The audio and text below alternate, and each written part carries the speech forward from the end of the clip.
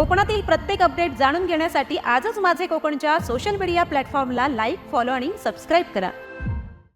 आता पाहूया सविस्तर वृत्त। खेड तालुक्यातील भरणे येथील शामराव सहकारी पतसंस्थेत कोट्यवधी रुपयांचा गैरव्यवहार झाल्याचे उघड झाल्यानंतर शेकडो ठेवीदारांचे कोट्यवधी रुपयांचे ठेवी या पतसंस्थेत अडकल्या आहेत। त्या पतसंस्थेत ठेवीदारांनी गोंधळ घातल्यानंतर आज खेडमधील सहाय्यक निबंधक सहकारी संस्था या कार्यालयात अनेक ठेवीधारकांनी एकत्र येत आक्रमक भूमिका घेतली आहे। गेल्या वर्षभरापासून या पतसंस्थेत गैरव्यवहार होत असल्याच्या तक्रारी या कार्यालयात दाखल होत असताना देखील कारवाई का केली गेली नाही अशा प्रश्नांचा भडीमार ठेकेदारांकडून सहाय्यक निबंधकावरती होत आहे।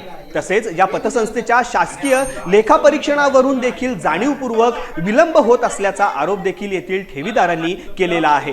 अनेक तास ठेवीधारकांनी सहाय्यक निबंधकाच्या कार्यालयात ठेवी मिळवण्यासाठी एकच गोंधळ घातलाय।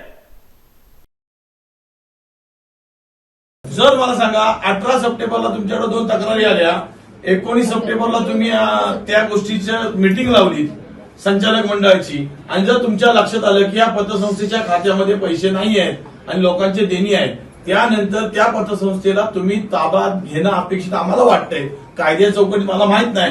ग्रामपंचायत कदमवाडी तुम्ही ग्रामपंचायत ओपन केले काय? कदमवाडी कुठलं ग्रामपंचायत शोधून काढली? म्हणजे हे काय माहिती आहे काय, म्हणजे उंदराला मांजर साक्षी असा प्रकार यांचं संपूर्ण सहकार्य त्या संचालक मंडळाला आहे आणि हे त्यांच्या प्रॉपर्ट्या हस्तांतरित करायला मदत करतायत आणि नंतर हे त्या लोकांना म्हणतात की आता आमच्या हातात काय नाही।